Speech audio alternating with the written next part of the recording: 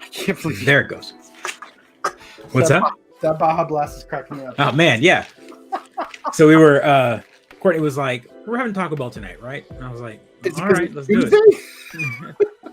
You know, Taco Tuesday in Texas means Taco Bell. It was more like we don't want to cook. Don't want to cook and do anything. So like, let's do the Taco Bell. We ordered Domino's, sir. We ordered Domino's. That's not even universal at this point for everyone. Yeah. There's a pizza night. We had pizza last week. We ordered from our locals on Friday, I think. But Oliver walks up to me and goes, "Hey, Dad, is it true they've got that blue green drink at Taco Bell called Mountain Dew Baja Blast?" And I was like, "Yeah, buddy. Yeah, it's a Taco Bell exclusive." And he's like, "Can I have some tonight?" And I was like, "Well, no, I can't give you your own. It's got a lot of caffeine in it, but I'll order one, and you can have some of mine." He's like, "Okay." So as soon as I walked in the door after picking it up, he's like, "Did you get Mountain Dew? Did you get Baja Blast?" I was like, Jesus Christ. Yeah, what's up, Rolls? Thanks for jumping on. What's going on, Rolls? Baja Blast. Joe's got some. It really is a winner, by the way. This is an excellent soda. Yeah, only available at Taco Bell via Pepsi Cola and Mountain Dew. Yeah, that's right. Support my pension. Oh man. How was your week so far? Or how was the second half of your last week or whatever? Up to now. What day is it? It's a Tuesday. It's a Tuesday. Yeah, no, it's been going well. Getting work done, having fun. We visited some friends last weekend, so it all flew by. What about you? A lot of chores in the house, trying to get the house together for the start of 2023. I put up all the Christmas stuff. You took it all down, January 6th, right? We were out of town for that. Yeah, we did right after Epiphany, baby. Yeah. What is this? Man, I hope you at least got a 5-layer burrito or a crunch wrap. You know, I usually get the crunch wrap, but tonight was a chalupa night. I was in the mood for a chalupa. So I ordered a couple chalupas, and I only ate one. And I'll have my midnight chalupa. Cold Taco Bell is good Taco Bell in my book. Dude, I love the cold Taco Bell. Yeah. It's good. Slice it up. You go to the drawer and pull out a sauce. Dip it in some sauces. It's so good. They give you a mountain of sauce, so you just replenish the drawer, right? The Taco Bell sauce drawer. I like to dip it in the. I don't even use the Taco Bell sauces that often. I like to do the Trader Joe's Pico sauce. Look at you, the fancy with the Trader Joe's. I'm a New Yorker. Pinkies up, that sauce is worth more than the taco. I make them into hors d'oeuvres and have it with my crudité, sir.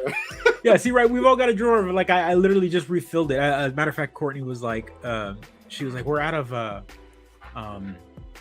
She likes the mild. Even though she doesn't mind the hot one, she likes the flavor of the mild. She's like, I just don't like the taste of the hot. It's not that it's hot or anything. And I was like, the hot doesn't taste good. It's not. You have to mix it with the fire or the Diablo to really. Yeah, and so I'm a Diablo guy, so I like the Diablo. But the mild is the Taco Bell sauce. It is like their signature sauce, right? So support Taco Bell. We're hoping to get them as a sponsor at some point soon. Look how good Joe looks drinking that. Let's go, folks. Let's roll this. Let's roll these credits. Let's go.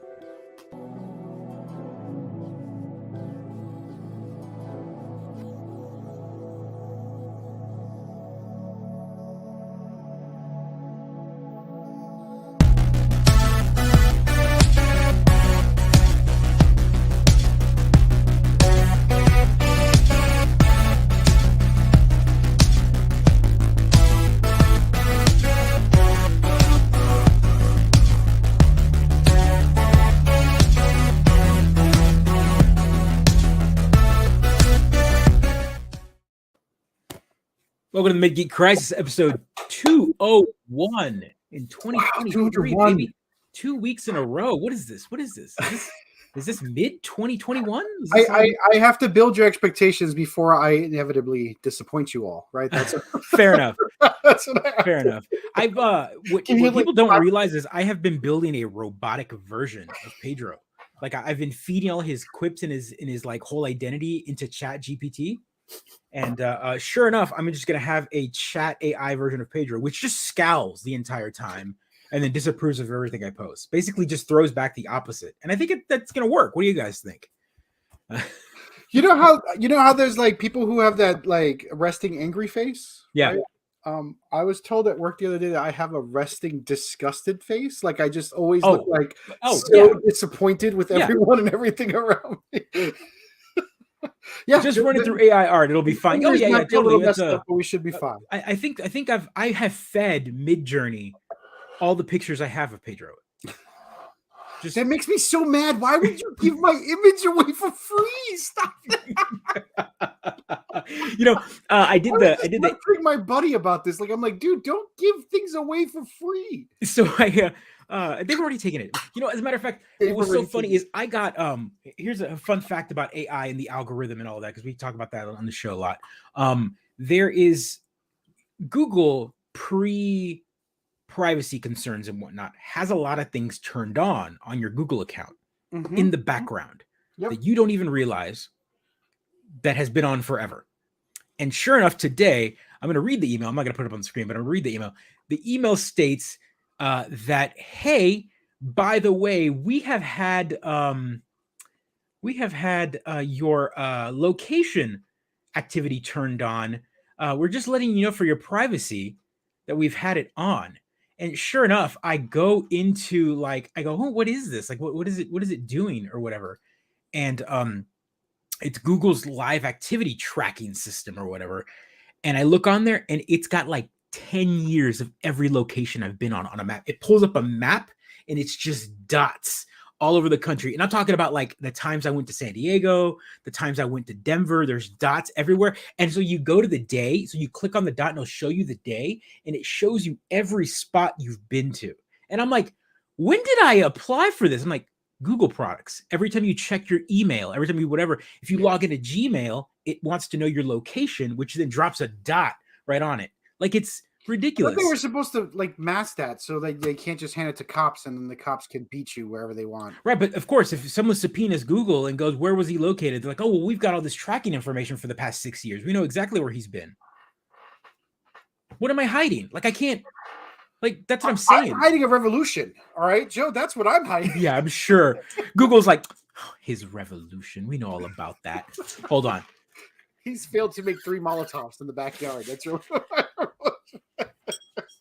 just teaching my daughter how to do it. Yeah. I got several of those emails from Google today too. I have like 5 Gmails, so I got one. Yeah, so you got one too. That's what I'm saying. Like they sent an email out. They must have been like, oh crap, we need to remind people that we've been tracking them for the past. We've been violating their privacy for 10 years. Yeah, exactly. But I like how they phrase the email in the very sense of like, hey, by the way, for your privacy, we want to let you know that you can turn this off. But by the way, we've had it on. And you have no idea that you've had it on for the past like 10 years of using our products. And what's hilarious is it tracks you even if you're not using a Google. Like, so I'm using an iPhone, but I have my iPhone has Gmail account logged in, which means that every time it logs into Gmail, it pings my location, which then sends it and then drops a pin in that location. So I can pull up a date and it pulls up like restaurants and stuff, everything I've been to for that day, which is kind of like amazing and scary as crap.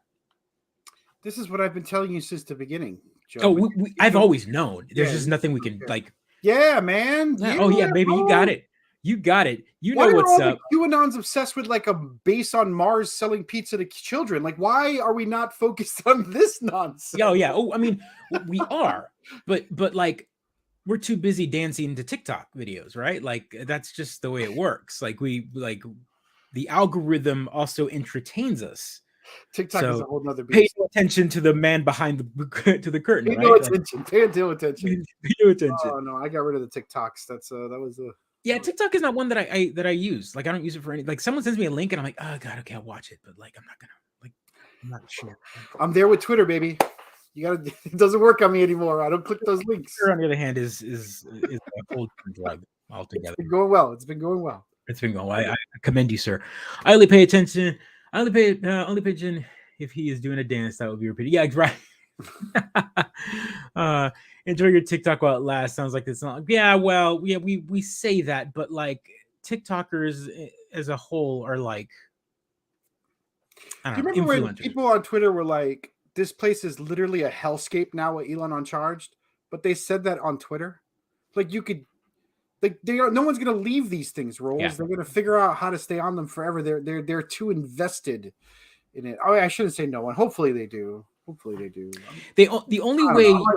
So again, pre Facebook, and I say that pre Facebook. So 2006, 5, pre Facebook. Pre popularity of Facebook.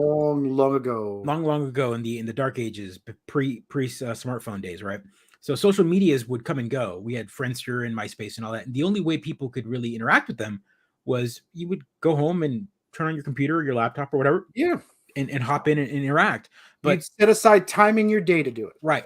But nowadays we've got these bad boys. And so these bad boys mean your phone is so large. Is that an iPhone? Yeah. Holy crap. It's purple too. It's so small. Well, that's so tiny. Just say it. Now it's checking in all the time, and so that's why these social media networks don't die. Before they would die because of interactivity, like the activity process would, like, people would only interact with MySpace after like 4 p.m. The mass usage was the prime time usage. Mm-hmm. But now you've got it all the time. So social media networks don't die. They're just always there. They linger, and that's why Facebook didn't go away. Everyone, like, at one point, people thought, oh well, the next one will come in and take Facebook away, and it didn't. That's because it bought all their competitors, right? Because it had so much money. Like, it's like, oh, Instagram. Well, but Instagram was never really Facebook, and so sure enough, they bought Instagram, and they bought this, and they bought that. They bought but Instagram could have easily become TikTok. But they bought it first and did something, right? And now it's like TikTok Lite, which basically means that if you're a TikToker, most people, they'll post their TikToks, make millions of views on TikTok, and then drop a copy of it on. Right, so grandma can see it on Instagram and Facebook. No, Reels is the like adult version, like the millennial, right? I got to see millennials. Millennials are the old ones now. Like the millennials are the old ones. Yeah, they're the old ones now. They're like post 30s now. So Gen Xers over here are like, ooh, what? You don't know is what I like to say whenever they talk about me being Gen X. Oh man, I've been on the front lines of the culture wars. I know, right? We lost. We all lost. We all lost. So capitalism, baby. We're gonna get to our topic. Of course, we're gonna talk about D&D and the nice OPL. What is it? OPL 1. Is it 1.1? Is that? I believe it is OGL. OGL, right. OGL 1.1, which is supposedly the draft version that's going to be replacing OGL 1.0A, which is the most beloved of all of the OGL. Well, let's talk about it. I mean, we're going to jump into it. So I am new to the whole thing. I'm new to D&D. I'm new. Like I just bought my dice. I'm my D20. I'm ready to roll. I'm ready to roll, baby. Everything is so large in Texas. I'm ready to roll my D20 and play with my friends. They told me about this awesome tabletop game. But can you explain to me? I've been hearing this news about this what does that mean? What does that mean for Critical Role, my favorite? That's where I'm learning all about D&D. -1 for mentioning Critical Role, and you have to pay for the No, I didn't put it in the thumbnail. I should have put it in the thumbnails. That would have got me millions of views. Yeah, exactly. So, for those who don't know, the OGL was the Open Gaming License 1.0. I don't remember when it was released. I want to say it was released around 3rd edition or 3.5, D&D 3.5. And I think it's been around. There was an OGL version before it. It was a way for creators, back then we called them publishers, to create content in the D&D universe, and there was a finite rule set that you can use. You can go download it, right? So if you go to the D&D Wizards of the Coast website, you can download their basic rules. That's the OGL. That's the Open Gaming License that allows you to create content for the D&D rule set, right? And there's certain restrictions, right? Like you can't use things like the Mind Flayer or the Beholder or a Drizzt Do'Urden, right? They're trademarked. And registered trademarks are theirs. You can't have those enemies or characters within your campaign that you're making, even though you want to set it in the world of D&D. If you're going to sell this content, you can't sell it with those characters. As I understand it, there's certain, like a tiefling is difficult to put into your OGL, right? You can't put certain things. Only what's in the Open Gaming License do you have access to. You can create your own. So you might, maybe you've got an eye beast, and it kind of looks like a beholder, but it's not, right? That you are allowed to do. It's 3 eyes. It's a cluster of 3 eyes, or it's all ears. I don't know, right? Like you can mess around with it. And then you can create content. And so there's been this Critical Role is a great example, but there's been this sort of, I don't want to say renaissance, but this enormous ecosystem. I mean, like it's literally an ecosystem built around the D&D coral reef, right? This D&D reef is enormous, a juggernaut in the role-playing industry. I think there's something like 80 or 85% of the role-playing games sold at these shops, right? And folks like Kobold Press and Paizo, who make their own rule sets and their own things in the OGL world, publish books. They make profits. They make good money. Critical Role plays D&D, and then they've created their own rule set. Matthew Mercer essentially has an enormous rule set, but they make content using some of the D&D OGL stuff. So hold on. So this OGL thing that you're talking about, I gotta put the voice on. How does that like make you money? And do you have to pay?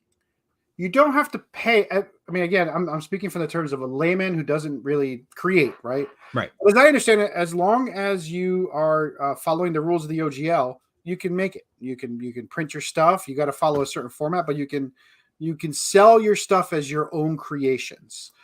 D&D reserves their rights for the D&D portion of it, and you own your creations. You get to put them out there, and your artwork and all that stuff is all yours. So when you say reserve the rights, let's say you put out content, and again, this is pre the new rule, pre the new stuff. 1.08. Okay, yeah. So you put out content. You create a character. You create a small little campaign based around the D&D rule set and the world of D&D, minus certain specific characters that don't exist. And for some reason or another, let's say something snuck through. Let's say I don't even know if this is a mimic. Mm-hmm. A mimic is let's say they have it copyrighted and you use that term. Can D&D come after you, and can they take a portion of your profit? So I don't know for sure if they can come after you, but I think they can ask you to remove the creature they're not allowed to use. I don't think lawyers will probably put a cease and desist until you fix it. Right? There are certain things you're not allowed to use. So the benefit of them doing this license is that people will then, because no matter what, by you buying their campaign, you still probably have to buy D&D paraphernalia. You still have to go and buy like the books and all of that. Is that how is Hasbro and Wizards of the Coast, Wizards of the Coast, making money off of this? Like if you download the free rules and you make your own campaign and you buy dice from ChessX and you print off a free PDF, how does D&D as a whole make money off of this license? So again, if you imagine D&D as an ecosystem, as a central thing where all these other things live off of, right? D&D survives by having this ecosystem around them. Their money is generated because this brings in more fans, right? This brings in people who stay in the universe. Think about, I buy the D&D guide, but you call me up and you say, hey, I want to play a gothic horror game. And you're like, man, all we know how to play is D&D. I can go online and find 15 different source books in the D&D universe with D&D rule sets. Pick one, the creator gets paid, but I have stayed in the beautiful garden that is D&D with all my friends. I don't have to buy all these new rule books. You get what I'm saying? So, yeah. Well, so interesting that you pick up the Apple iPhone, right? Yeah, because people will still buy the core books because people don't play any other games, right? I only go to Yankees bars because I go to Yankees games, right? I only go to Yankees games because I go to Yankees bars, right? It becomes this self-perpetuating thing, right? But this is interesting again, and I'm still speaking as if this new rule set doesn't exist. So this is still, that version of the license is very friendly. It's so friendly, Joe, that I could write content for editions that are no longer published by Wizards of the Coast. So there's a huge community out there of old school rules gamers who write content for second edition, right? Third edition. Paizo's created their own edition that's kind of like was 3.5 put out there, right? Due to the issues with fourth edition, Pathfinder was created. I mean, fourth edition was a different D&D, right? So yeah, we don't talk about fourth edition. Well, like this is capitalism in creation at its finest, right? D&D Wizards of the Coast created this OGL. Pathfinder created their own version of a 3.5 that cleaned up some of the things at 3.5. My opinion, made it more complicated, but the gamers who wanted Pathfinder wanted a more complicated D&D, right? It was Advanced Squad Leader. It was something they wanted to play. So Pathfinder was created. Paizo was extremely successful. Paizo used to publish for D&D, right? They used to publish Dungeon Magazine, is what I believe. Polyhedron, I think Paizo used to publish for them. Right. And Pisces, please jump in if you know some more. And then Pathfinder was put out there to put out their first. I guess they had a first, and then they had a second. But it's all based off of the 3.5 rule set, and they've been very successful. God bless them. They're doing great. They have their own art style that says Pathfinder art style. Take advantage of that money. Is that what kind of market is that? I think it's pretty good. I think Pathfinder might be the second largest on the. There was a big on the OGL rule set. Right? Yeah, there was a big. I mean, post 3.5, 4.0 was out, but no one talked about it. D&D kind of died for a little bit. Everyone I knew was playing Pathfinder. Yeah, everyone I knew was all about Pathfinder, and I think at that point that was when. I mean, you remember back in like 2012, 2011 when we went to PAX East, and D&D 5th edition hadn't come out yet, and they had the play D&D next. So they were workshopping these giant conventions. Now was a way for them to beta test their role-playing game in the live setting that they've never been able to do before. Yeah, which was amazing. And it was amazing, and I think they learned a lot they learned a lot from Pathfinder and came back to some of the things that were good.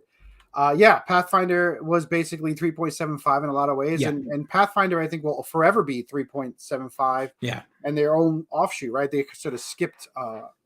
They went their own way, and that's where, and they profit from that. They found a niche in the role playing market that enjoy playing the D&D rule set. Let's be very clear what you're playing with in that style, which some folks like to play. So now, Pisces, please. This is my geek too. I love it. Talk, go. Let's do it. Rolls, it says, asked, do the majority of D&D players play with Wizards of the Coast branded things or third party? I don't know the stats rolls, but I think the majority play with Wizards of the Coast branded things. Here's what I say. All of them buy the branded things. I think the majority indulge in buying source books and splat books and other books outside the Wizards of the Coast community. So like Critical Role, which Joe and I have opinions on, are probably the best and strongest example of a successful company and ecosystem of their own built off the D&D OGL, right? They have their own rules. They have their own sets. Kobold Press is another one that's very successful. This is all capitalism, right? So imagine if we didn't have copyrights, right? Everyone create their own Mickey Mouse movie or their own whatever movie, right? Their own Incredibles movie. We'd have this great ecosystem of Incredibles content if Disney didn't own the rights. This is the same thing with D&D. People have created worlds in this, right? So I hope that answered your question. So that's the first part. Yeah. Let's talk about. So I hear they're changing that rule. They're changing it. What does that affect? How does that affect Matthew Mercer? Is he going to go bankrupt? There's one thing I want to express here, just as an underlining. I want to underline this. The OGL world has been out there for about 20 years. Right. Right. So like some of the people that are online creating content and playing these games online were not born yet when the OGL was put into, and it was, I hate to use the word promise because a promise from a corporation is worth exactly nothing. Exactly nothing. But there was promises made that the OGL would never be revoked, that this open gaming license was a love letter to the fandom. And because Wizards of the Coast, frankly, had not directly profited, but profited from the halo of all this production work around them. Think about you're a publishing company. Publishing content is extremely expensive. You got to pay writers, editors, artists. You got to think up new things. These people have to be creative, right? You've got to satisfy everyone or no one, right? This is what you got to do. Right. So now what you do is you say, okay, well, you can publish for us. Here's your rule set, go, right? And Joe and me, we go back and we write a Mid-Geek Crisis D&D game. We pay a bunch of our friends to do the art. We have our mom give us a little bit of cash so we can get it edited. Boom, it's out there, the Mid-Geek Crisis book. And now we're making a little bit of scratch. Not a huge amount of scratch, but we're not even, I don't even know. But enough to wet the whistle, right? Enough to wet the whistle, enough to feel like you're creating, enough to get into the community and enjoy it, right? So So all of this is out there, and folks have been successful. In the last, like, I want to say 8 years has gone wild, right? Critical Role makes a ton of money. Adventure Zone, all these things make. You were never late. Yeah, a wizard's never late, man. Welcome to the council, sir. The council. So Pisces Kitty's going nuts, and I love it, right? Yeah, I saw Kobo Press drop the flag. I haven't read the announcement though. Good for them. This is what I'm hoping will happen.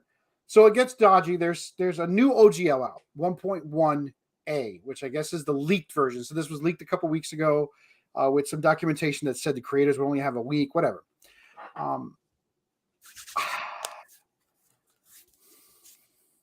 So I watched like 3 videos and I couldn't do it anymore because there's a lot of whining. But basically, they're whining. What do you mean they're whining? So basically, what has happened now is Wizards of the Coast says, "Man, I'm reading between the lines." I think I want to say this one.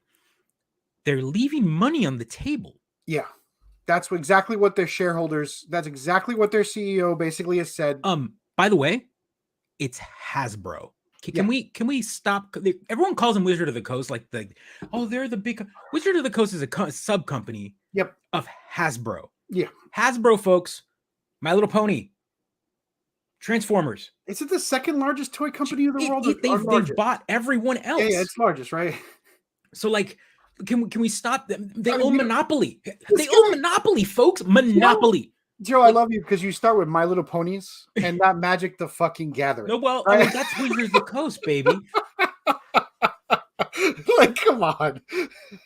Yeah, so I mean, I want to preface the entirety of here. Like, Wizards of the Coast is not some altruistic company that cares about tabletop. No, it is a smaller subsidy of Hasbro. Yeah, Hasbro, G.I. Joe, an immensely profitable section that media company feel like have not been monetized enough that they can make more money off of it. Right. And the reason why they feel like they can make more money off of it is because there are few creators like Critical Role who have made millions of dollars, millions in short amounts of time off of Kickstarters, off of what have you.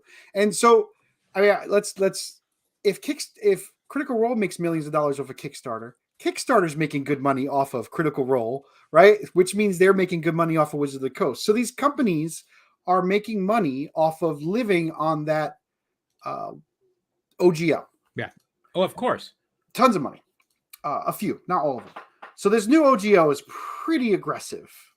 It's adding royalties to folks who make a certain amount of money. I think Pisces Kitty mentioned that. Yep. So this will not only affect people that make $750K or more. So royalty payments in the OGL 1.1A say anyone making $750K or more have to pay a 20 to 25% royalty fee, which is astronomical. Yes, exactly. I wasn't expecting that. That's good. Astronomical, right? I mean, I don't think the margins on your published products are 20 to 25%. If they are, kudos to you, right? I think this is a non-issue. I think any company that's making this much money might have the authority and ability to negotiate their own terms with Wizards of the Coast, right? Yeah. So pre-show we were talking about this, right? Like, I don't think someone like Critical Role, Matthew Mercer, who has written books published under, official books for D&D, is going to be hurting at any time. Like, yes, this might apply to the little guy, and I say little guy by anyone who makes 750K, but like these big companies that are around that are going to make all these bigger publishers, bigger, smaller indie publishers. It's kind of a weird way to say it. Like, they're going to have direct line access and direct contractual agreements with. They're going to try their best to get them. And if not, I think they've got, especially Critical Role, Adventure Zone, those folks that might be in danger. Which I don't think they really are, because a lot of their video content isn't covered by the OGL. A lot of their creative content isn't covered by the OGL, right? So their movies are not covered by their video games are not covered by the OGL. I think they might be able to negotiate their own, or they've got a big enough tent. They've got a big enough crowd of fans that love them that they can bring them to their own system, right? As I understand it, Mercer might be 2 rule sets away from creating his own rules, right? He's already created his own rules. Yeah, because whatever they're doing on screen is not. They play a very different D&D, and I know everyone plays their own, but whatever. But anyway, so That's bad, right? I mean, corporations got to cooperate. They got to make the money. So they want a little cut of that action. They want a little cut of that Kickstarter dollars. They want, they want a cut of the Kickstarter dollars so bad that Kickstarter negotiated they already negotiated a better deal with them, right? So like they've already figured out a different deal with them. So they saw the writing on the wall. A lot of people did. Let's put aside the few folks that make millions of dollars. Yeah, Pisces. I was like, thank you, Dan. Thanks, Dan. Appreciate the subscription. So Pisces, you're right. Like I was like, wow, it's so blatant that Kickstarter is all like, hey, we already made a deal. Everyone, Kickstart with us. We're their official. Don't worry about it, folks. Your content is safe. It's so capitalism. And again, the little guys are more like. I know the little guys. I mean, I feel bad for the little guys because I think most creators are mid-level, right? The folks that are going to get squeezed are the mid-level. As I understand it, the OGL requires that if you make any money selling your products under the new OGL, you have to submit information to Wizard of the Coast. So there's, I guess I'm going to use the word surveillance because I'm a very paranoid individual, but they want to keep track of everybody to see if they're passing thresholds. It's their license. Like it's their product. It's like their here's product the, license. and again, I get it. Tabletop. I love tabletop. I love it. I understand it. It's a paper and pencil game. And honestly, D&D wouldn't be here in the size that it is without the players, without the people, without the farming of content creation and world building of these creatives that all they want to do is play a tabletop game. And Hasbro sees that, listens, and we know that they steal / take to add to the new books, new editions, new stories, new campaigns. It's no different from Apple being like, man, I really like what you did with your note-taking app. That's ours now. Yeah, it's ours. Yeah. that's ours. We're gonna put it in our notes. No, but it's fine. You put it on our phone, so it belongs to us, right? Yeah, it belongs. It's ours. Not only did we take 30% of your take before, now we're gonna completely crush you, and you have to go home. Right. Which I think Wizards of the Coast is looking at the world, and they're thinking they're Apple. Right, they've got this great platform, D&D, that now they want everyone to have to go through them to purchase apps to live in that perfect platform world. This is like, I mean, look, D&D is not, and again, like we talk about it, D&D as a whole makes a lot of money. And not only do they make a lot of money, their media $1 billion. So like we have to talk about the fact that like with an offshoot, like the news that hits recently is a good example is TV shows happening.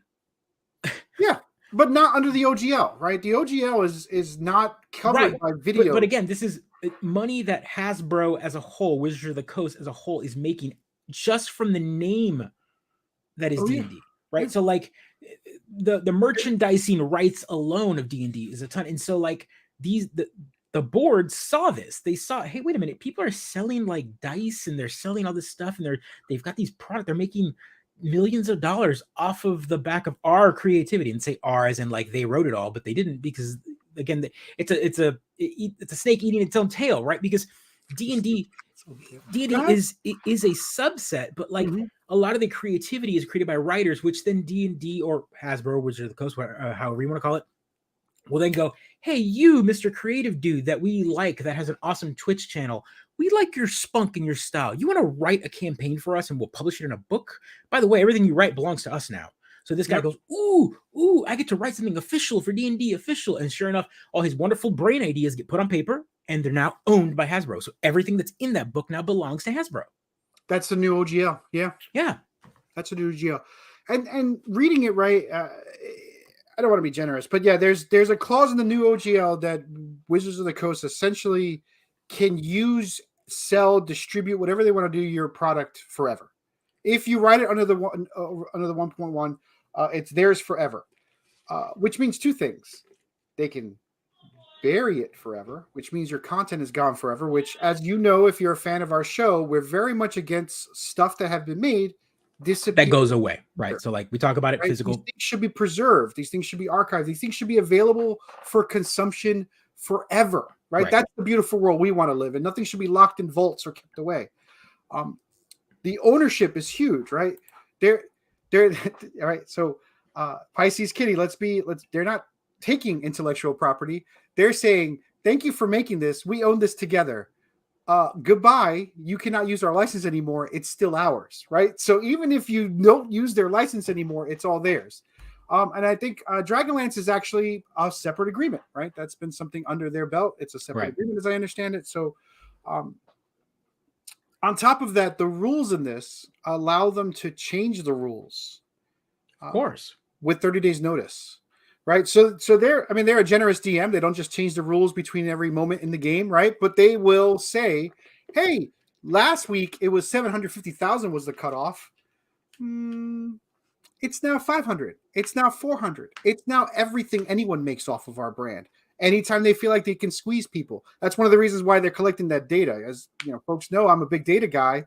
Collect enough data, you can figure out the exact range of how much you can squeeze folks without them leaving. But right? They're not going to leave. Well, didn't we just talk about social media networks a minute ago?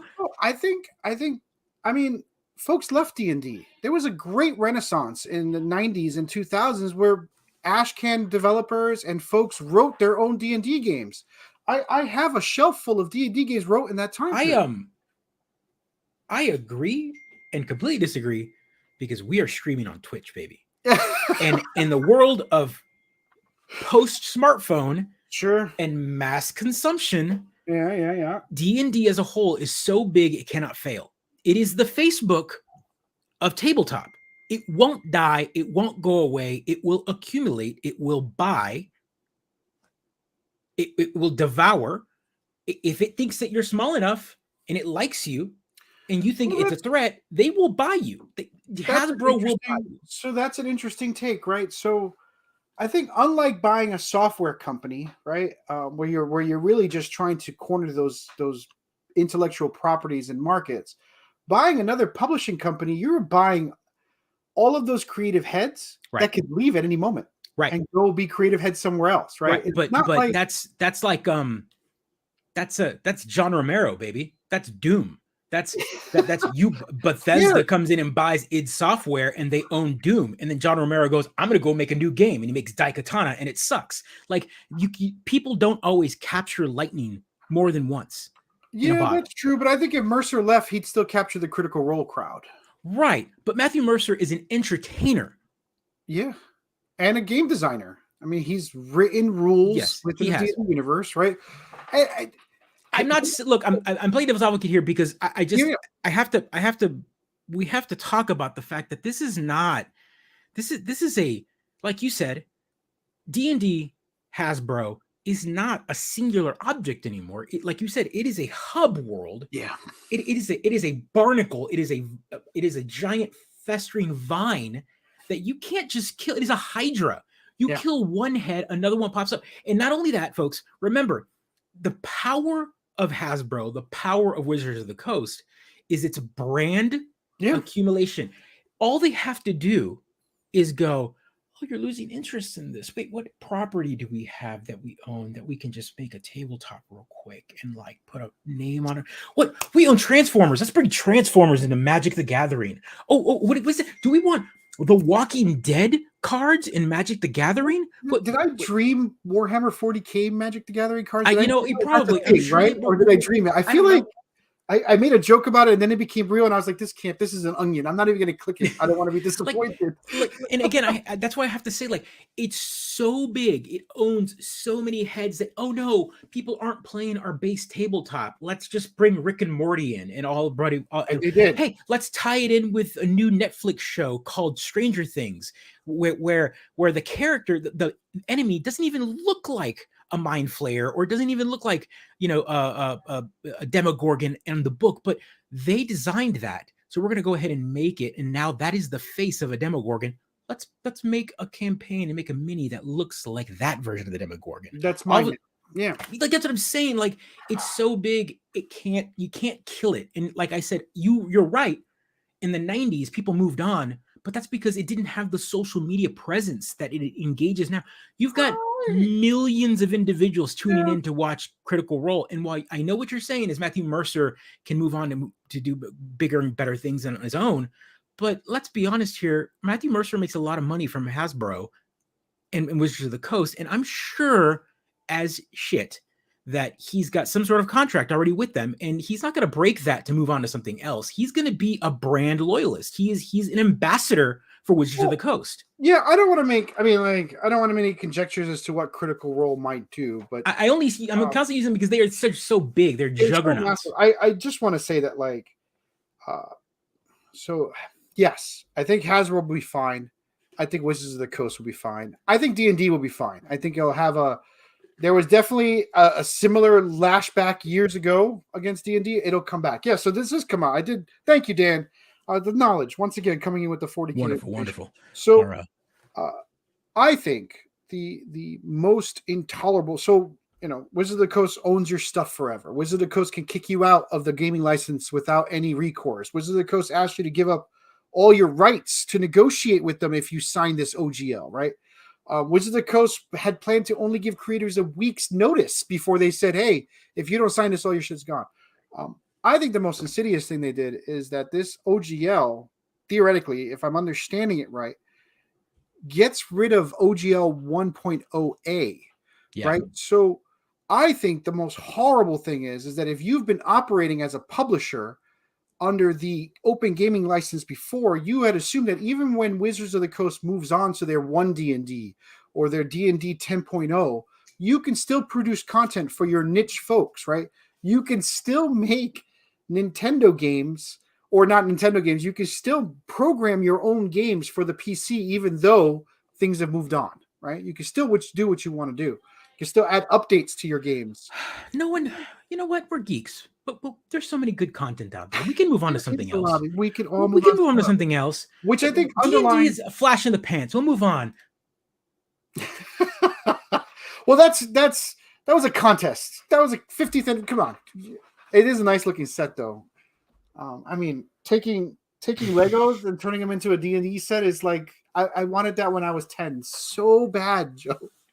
Remember, folks, Star Wars Legos and D&D Legos was what I wanted so badly. Now, remember, Lego, the giant company that is in Lego, Hasbro, the giant company that is Hasbro, they're two giant, things that don't own each other. But one thing that Lego does have when they choose to flex that muscle and they don't want to pay for a license is they give the ability to do what's called an idea set. Yeah.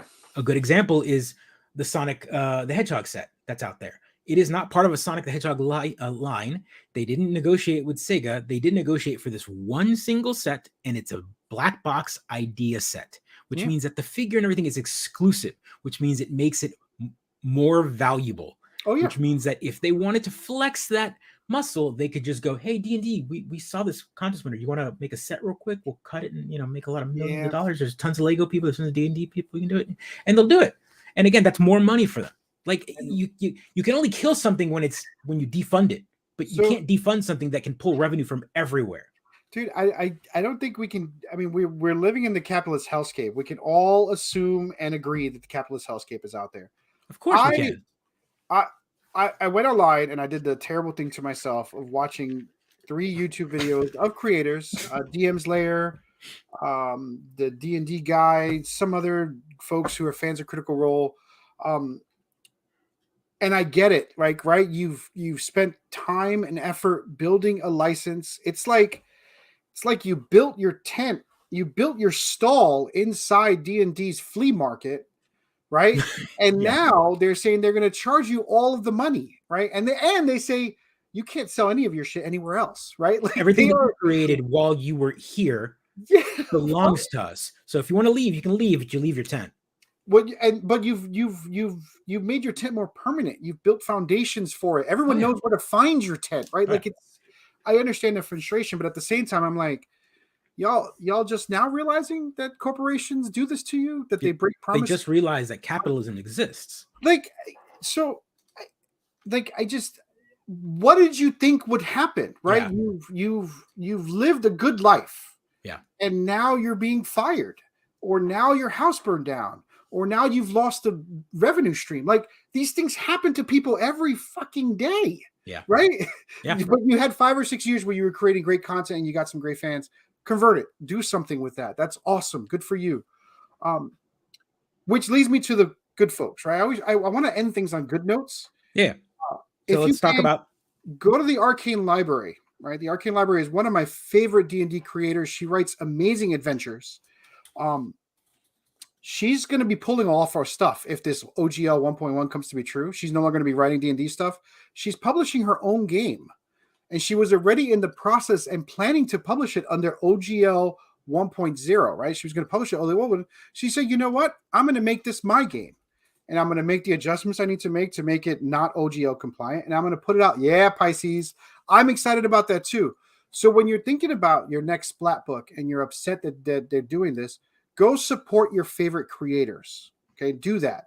Yeah, this is. I see you have the video up. So yeah, so I'm gonna put a little bit of it, and again, this all put a little bit up. Go check her out. I'm gonna put a little bit of it just to kind of share the information. Hey everyone, this is Kelsey from the Arcane Library, and today I'm going to talk a little bit about the changes to the OGL and how that affects me and other publishers in the industry.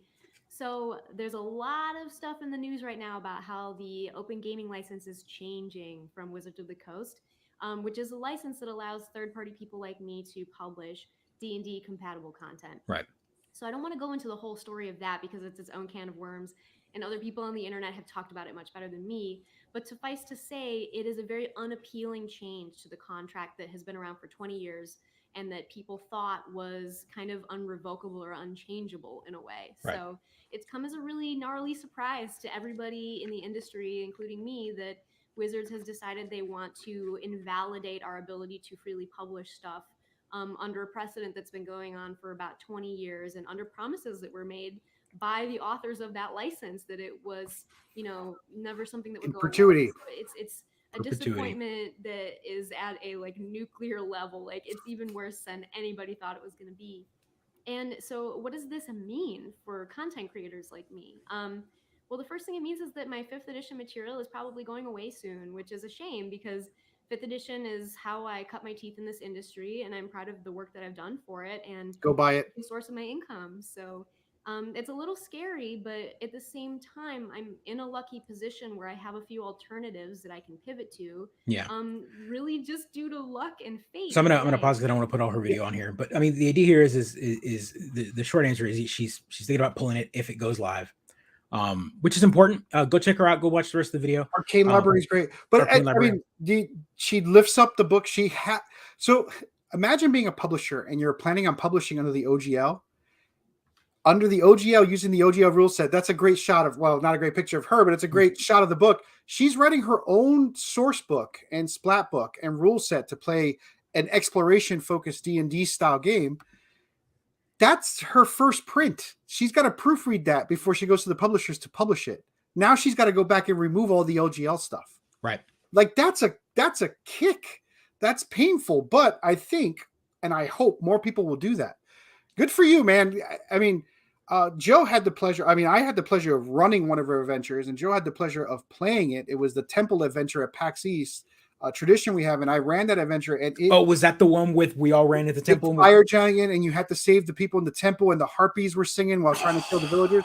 She wrote that adventure, and that was a blast. That was a kick-ass adventure that I will have memories of forever. Right? I've bought all her stuff since. So I think her reaction video wasn't as, I want to say, as angry or as whiny as some of the folks, the content creators, feel like, oh, it's a slap in the face. Oh, I can't believe they will betray us. She was like, hey, they screwed us. 20 years of promises, garbage.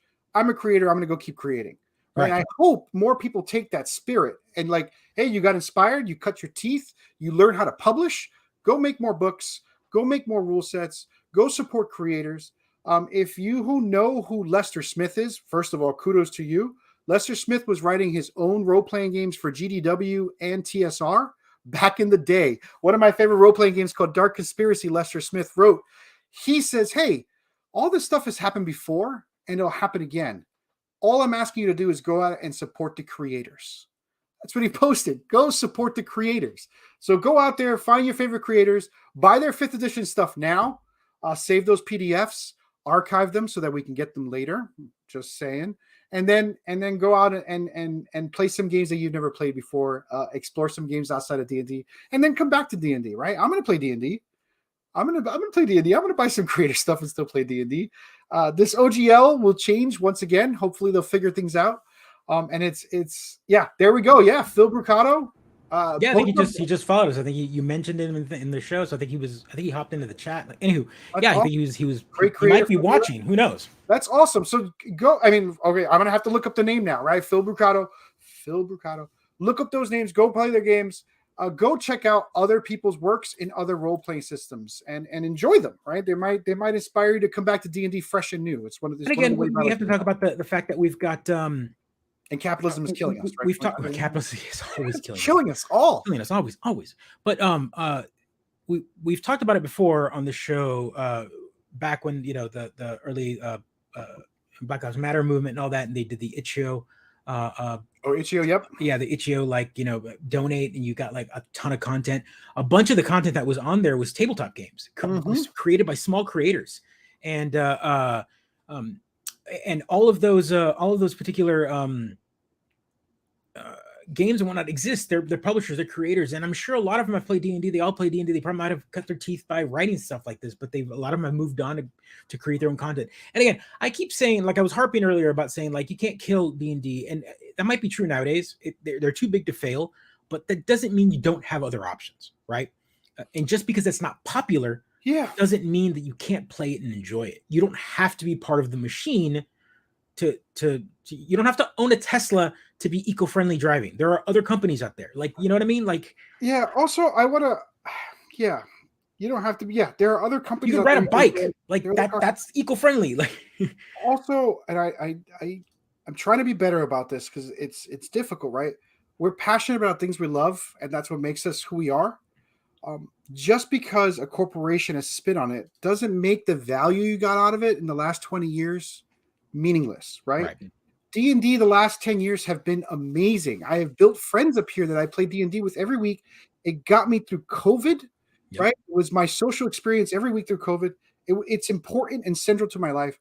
It's no worse because of this OGL. I hope these creators can find other things to do, but also, man, you guys created stuff and got paid to do it for 7, 8, 9, 10, 20 years. Good for you, man. Right. And you ladies, have fun with that. Enjoy that. Relish that. Celebrate that. On the flip side of this, I really hope Hasbro, Wizards of the Coast, realizes this leaked document that is true, not true, whatever is going to happen, is causing some backlash within its own community. And you really don't want to bite the hand that feeds, which feeds the hand that bites, you know what I mean? I think they're not worried. They're not worried, but I think you definitely don't want, I mean, they know the outrage. They know what outrage culture can happen when it comes right to this. And I'm not going to say cancel culture because that's BS. Sometimes you deserve to it. You deserve to be canceled, and in your own way. But Hasbro and Wizards of the Coast in general, I think they're big enough and they might listen. I'm not saying that it's going to happen. They might be big enough and go, you know what, we're too big. F you. And there's going to be people who read that OGL 1.1 and say, you know what, I still want to write a D&D book. I still want to play it. I still want to be part of that world. And fine, Wizards of the Coast can own it forever. I'm going to get my name out this way still. This is still what I want to do. That's exactly right. I build my friends with fellow gamers. I still play a 3.5 game every Thursday. That is impressive, Pisces Kitty. That's amazing. It's always important, right? Now we know how important gaming is and can be brave to look at other ideas. Yeah, try it out, dude. Play some other games. And bring them back to D&D. I've played a lot of great role-playing games, and a lot of the concepts I bring here to my D&D table, I think, help us play great D&D games. Right. So, wow, before the show, I was like, Joe, there's no way I'm going to be able to rant about this for an hour. And Joe was like, you'll be fine. You'll be fine. You'll be fine. You'll be fine. You got to just find, you just got to find your touch points. Yeah. I got to say that it's a real, if I was a conspiracy-minded person, like, it's such an awful OGL. I feel like they have a version that's just a little bit better, and like everyone's gonna feel like they got manna from heaven, right? Like it's just still right. No, the Rose. This is me saying I love you. All right, 5 more minutes of like. Well, I'm just stating like in general, if you're gonna leak anything, you're gonna leak the worst, only to then come back and go, wait, no, guys, no, that's not what we were gonna give you. Of course, the new We worded that wrong. We meant that even if you don't have the OGL, your PDFs will still be available with the D&D license. We meant something different. Sure. Yeah. I would believe that if I thought all lawyers were that savvy. Most lawyers I met aren't that clever. They care about the community. They totally care, baby. They totally care. Right. So Pisces, replace community out with dollars.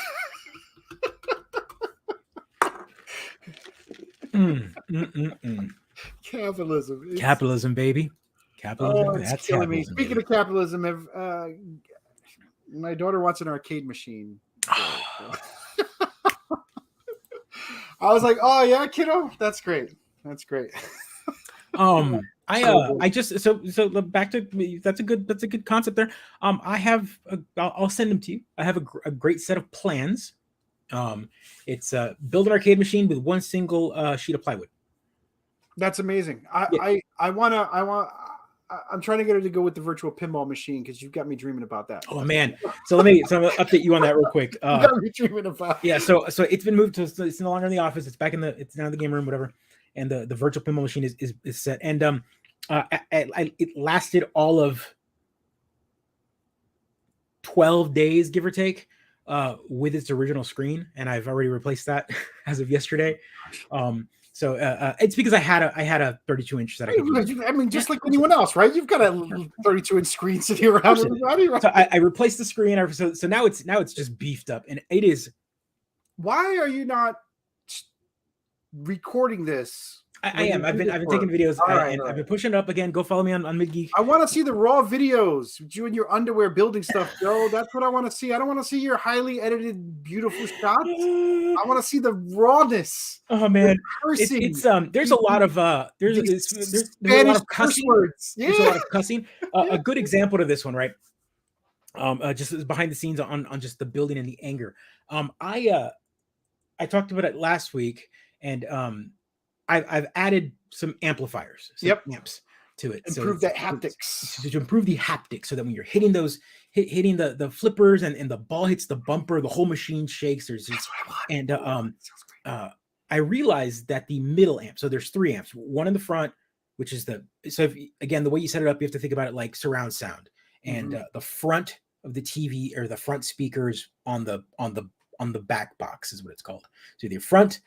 The middle speakers are the ones in the middle of the table, facing inward or facing outwards. I guess they're called exciters. So they use the entire frame as the speaker, and then 2 right in front. So it's 6 speakers total, 2 bass shakers, and then a subwoofer. So 7.1 is the way it work. Anywho, I was playing around with it, and I realized that I wasn't hearing a spot. The ball would hit something, and I couldn't hear it. And I was like, come to find out that left channel in the middle amp was broken, dead. Bullshit. But of course, I didn't find that out until I tested everything. I had to check the wire. The wire was good. I had to test the speaker. The speaker was good. I rewired the speaker. I did all of this. I want to take the amp out, bring it into my office, try a speaker on it. It wouldn't work. And then I connected a Bluetooth to it because the amp has built-in Bluetooth to make sure that it wasn't just like the connector, like the actual amp couldn't shoot audio out of the left channel, and it died. I was like, no big deal. I just bought it a few days ago. I'll just replace it. Went on Amazon, doing like, hey, go and send me a new one. They sent me a new one. I put them in the box, whatever. I did that. That's cool. Got the new one in, put it on the bench, tested it, left channel dead. Oh, like right out of the box. I was like, what? There's no way. I got to be doing something wrong. There's no way that this left channel is not working. Sure enough, it wasn't working. And then so I spent like another 24 hours trying to figure out if I'm going to order the exact same one again or go with a different brand. Right. And I ended up buying the same one from a different seller. And sure enough, that one worked. But it was just like it was multiple days of fighting with a product. But it was just the odds of it failing the exact same way out of the box was just kind of like astronomically like annoying. I would say for other people, astronomical. For you, yeah, pretty high. Yeah, it's been a got the skills. But again, I want. Pisces Kitty, thanks for jumping on. Good time talking with you. I hope your rants go deep and long with everyone else. Right, enjoy that stuff. Play some D&D. So it's a good thing you have these skills for repairing it, because I feel like sometimes you just get the bum equipment out there. Oh yeah. I mean, it is a beast of a machine now. Let me I'll share a video real quick of it. But yeah, it's it looks great now. It looks great. It's been a wild ride. The kids have been enjoying it a bit, and then we're gonna now really dive into it this coming weekend. I'm thrilled. Yeah. It's that pinball. Yeah, and again, pinball is not a big like it's not a big thing for me. Like it's not like I wasn't like a huge pinball fan, but again, because it's virtual, so it plays like a little bit of video game, but at the same time there's like physics and whatever. It's also a way for you to like learn to play pinball and kind of accept it and kind of realize how it works. And I'm like reading all sorts of pinball rules and whatnot, and like, you know, certain terminology and whatever. Like, what is this? Like, this is a whole different world. It's like a world that lives, it's like the middle ground of like video games and like board games. Yep. And like physicality. Yeah, no, what I love most is that now in your old age, you're going to be like, I need mechanical enjoyment now. Oh man, I need haptics. Yeah. Well, the haptics part really helps. I need the pings and pongs of a glorious material. Sanctummania. Listening to Cautious Rage while I restore my main PC is soothing. Awesome. I need to start an ASMR service, right? And charge a little OnlyFans money for that. Right. I hope your PC gets restored, dude. That's always work. Yeah, look at all the nerds coming out. What happened to your PC? I can help. So I know, right? It's good stuff. Yeah, my PC is just continues to start up on its own. This giant box you bought me, Joe. It's fantastic. I love it. It makes me happy. So here it is, real quick. I got the Addams Family table playing on it. That is crispy. Yeah, it's crisp. So that was the new screen is like super deep and rich colors now. I added a control panel on it to the front. And again, it moves. It's great, and all the haptics are there, and it just, you got the DMD running in the front, which is the digital screen. It's been a wild ride, and it's fun. I added a little ride because look how beautiful that looks. Yeah, and again, I flip it and I play another table. I play another I'm with you. I'm looking at this. I'm like, if you hadn't told me it was a virtual pinball machine, I would have been like, oh, I can't believe Joe bought a pinball machine. That's what I would have said.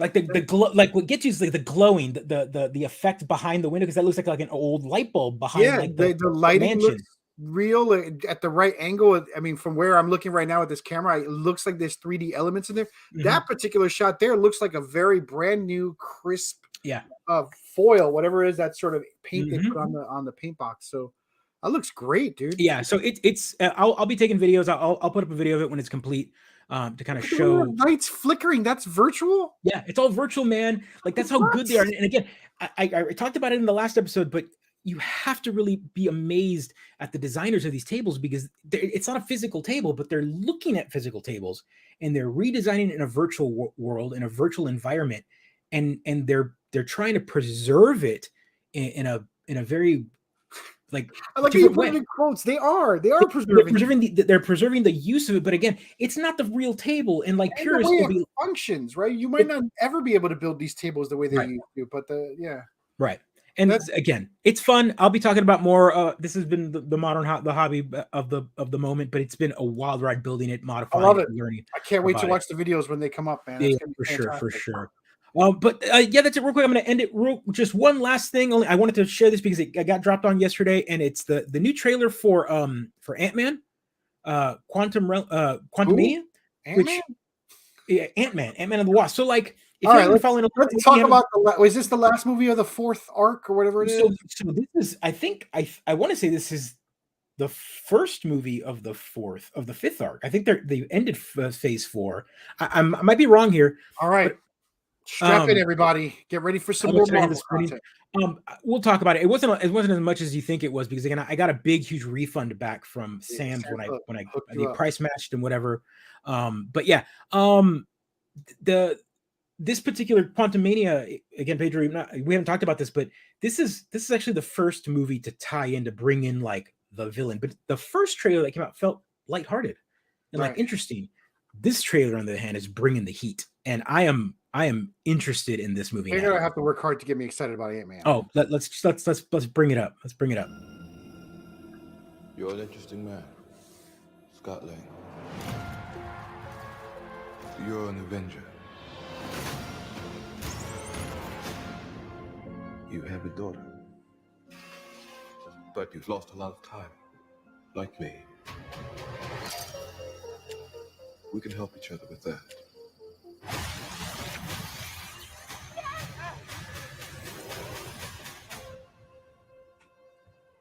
Who are you?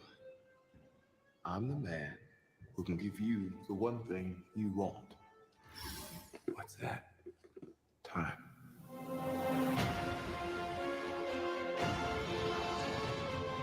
It can rewrite existence and shatter timelines. You cannot trust him. I don't care who this guy is. I just lost so much. He can give us a second chance.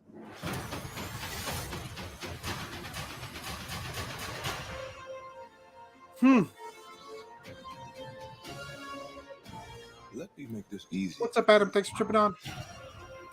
You will bring me what I need. Or everything you call a life will end.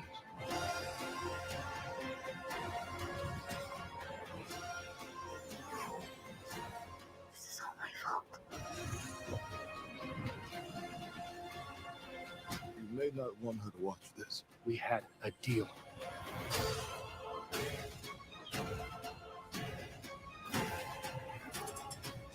MODOK, baby. I thought MODOK was AIM. Ooh. I don't have to win. We both just have to lose. Classic. I'm sorry, Cassie.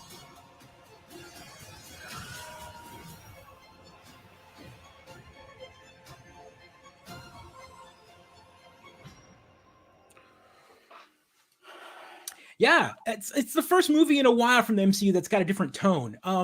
Doctor Strange tried that by bringing in like one of the loose ends from the last one, which was Wanda and all of that. And whether you liked it or not is up to you. But that one was definitely like a heavier tone. Everything in between that has felt like its own individual thing. But This is bringing in. This is now tying into Loki, and it's just it felt different. And the tone is different. And it's interesting that it's being brought in by Ant-Man, a character that almost like, while he was very important to the end of the story in the last arc, really felt like a side character for what did he do again? I don't even remember. I mean, without him, remember, he was in from the second movie. All I know is that he didn't go up Thanos' butt. That's all I know about Ant-Man. He didn't go up Thanos' butt. He did not. He did not go up Thanos'. That's all I know. Ended it, but that's yeah. Can we get a different tone that's romance and joy? This is no. I mean, no. I would love to, but it is definitely a darker tone. Joe is romance and I'm joy.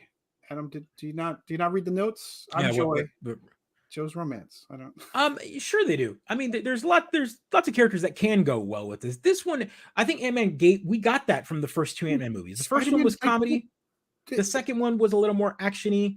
And this third one is deeper. Like we're finally we're making use of a character that is pretty much godlike. Like, I mean, here's Ant-Man, a character that you think about, but he can travel into the quantum realm, which was a realm that was used to literally rewrite history, time travel, and fix everything. Every character is godlike. You have superpowers and you are godlike, Joe. It does not matter. Well, I mean, yeah. Yeah. So Adam says MCU feels being on so freaking bleak. Yeah, no, they're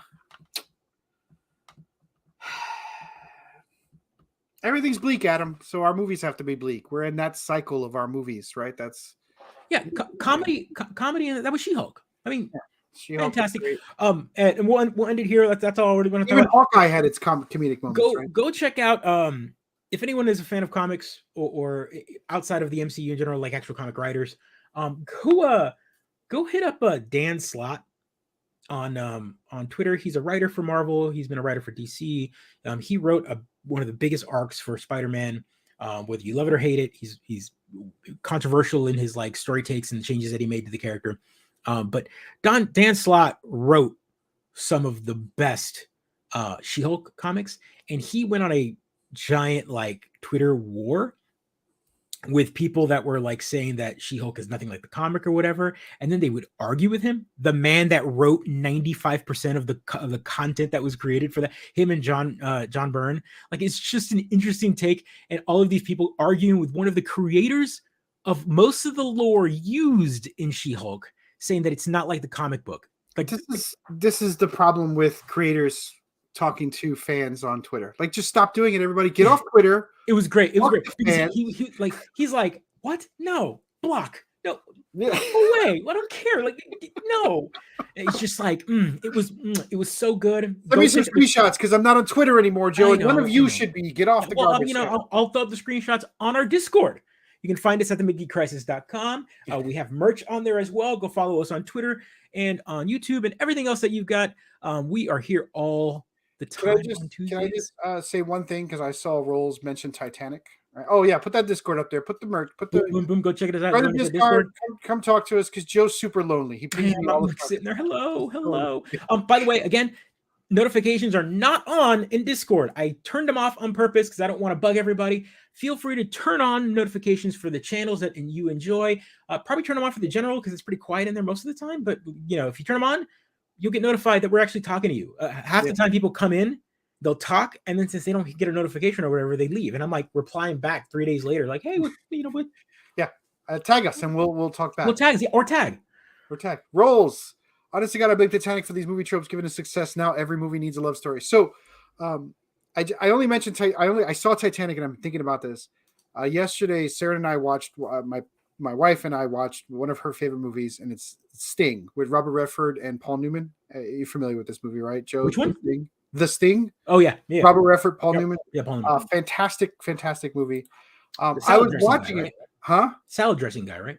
Yeah, the salad dressing. Jesus Christ. Goddamn millennials. So it's a fantastic movie that's perfectly placed. But I was watching it, and when it's done, I'm like, man, this movie won a lot of Oscars for its time. And I'm comparing it in my mind to like Avatar and Titanic. And I'm like, those movies won Oscars too, and they're nowhere near as timeless as this thing. So go back, watch that old movie, enjoy it. It's a really great movie. Classic crime caper without any of the fluff you have to endure. Just making sure that's Sting, right? I mean, if we're gonna talk about Dune, I might be able to stay up a little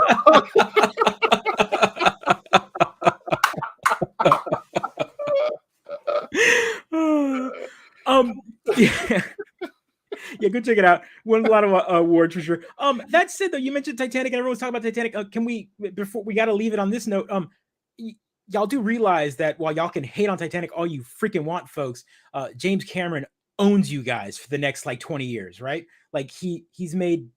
What is he at, like at $2 billion with Avatar 2? So every time I hear someone say, "Oh, he made all this money," I don't care. I want to say to you, money doesn't mean value. I know. That's the problem, Joe. Everyone thinks people who make money are valuable. Tell that to Hasbro, folks. Like, again, this is a movie that's made so much good damn freaking money that they forced him to finish the third movie. Like, they were like, it's made too much money. Like, essentially, like, again, James Cameron forced to finish Avatar after making too much money. A cautionary tale $1 billion at the box office, $5 billion, which means that he is now obligated to make 4 and 5. And all of us are going to have to suffer. I didn't think people were super fans of this, but they exist out there, man. Like, there are like Avatar fans. Like, there's folks like Adam who are like, I need escapism, so they got to go to the movies and watch this escapist movie. Well, what's interesting is if anyone's reading the news, all this like weird news buzz about this next movie, he's like, so the next Avatar movie will take our heroes into the fire Na'vi, and I'm like, so you're just really just ripping off Avatar: The Last Airbender, right? Like, so fire. So we had wind ones first one because they're air people, right? Like they fly around or whatever, and then this movie was the way of the water. So the next one is fire. So we're gonna just get earth. Like we're gonna get like stone ones, right? Are they gonna be brown? What? It's like it's just a long con, and wait a minute, they're gonna bring brown indigenous people into this? I don't. What is the plot the same? Does do they still get their bodies literally colonized? Like is this... I haven't watched the second one, but I don't know if that happens now, right? Like so. Okay, all right, whatever. Avatar 5 will be the crossover. Yeah, it's. I can't wait for the Magic the Gathering set. I'll buy of course, it'll be on Hasbro. It'll be a whole D&D campaign based on the D&D rule books. Written by M. Night Shyamalan. Dude, Rolls, you and I, we don't agree on much, but we're going to agree on this one. I did not enjoy Avatar. I thought it was trash. Yeah, it was technically mind blowing for a movie. I can already hear Pedro right now. For a movie, I saw 3 times in theater. I saw it 3 times in the theater only because the best thing about that movie was the goddamn freaking 3D effects. I couldn't tell you one single scene in that movie. I can't remember any of it. I saw it 3 times. The only thing I do remember is the 3D was so amazing and impressive that the moment that things are floating in the screen, like I was going like this in the theater. Because that's how cool the 3D was. That's it. That's all I remember. I don't remember anything. I'm glad you waited until our friendship had reached this point to reveal that to me, because I would have stopped talking to you 10 years ago. I'm like, this dude likes Avatar? The best part was Robin Williams voiced a bat in that movie, right? Like, he's a bat in that movie, if I remember correctly, right? Tim Curry's the villain. What are you talking? Is this a joke? I'm not getting it. No. Not anybody? Can anyone name that what I'm talking about? No. Fern Gully? Anybody? No. Oh my gosh. Yeah, DFW games. Like, that's the level. Unobtainium. Yeah. Fern Gully. Oh God. A better movie than Avatar. If we're all a better movie than Avatar. Absolutely. Not technically as good though. Like, great. Yeah, I really like the lighting. Tim Curry. Anyway, play some games. Love you guys. Play some games. Enjoy. Talk to follow us. Have Joe send me the screenshot of your conversation. It's going to be great. Actually, he has to fax me stuff now. I do. I've got couriers that run with. I should buy an old fax machine and set it up and just hand my number out to these folks so they can send me faxes all day. It'd be so good. Let's see what I would get if I just hand out my fax number to folks. I'm just gonna send you the longest. Oh, you know what? You know what it's gonna be. It's gonna take up a whole. It's getting late. A whole ream of paper, baby. After dark. That's only on ream, baby. All right, everyone. Thank you so much. Thanks for joining us again. Episode 201. We will be back next week on Tuesday, 8:30 Central Standard Time. Like, subscribe, share. Another episode in the can, everyone. Take kind.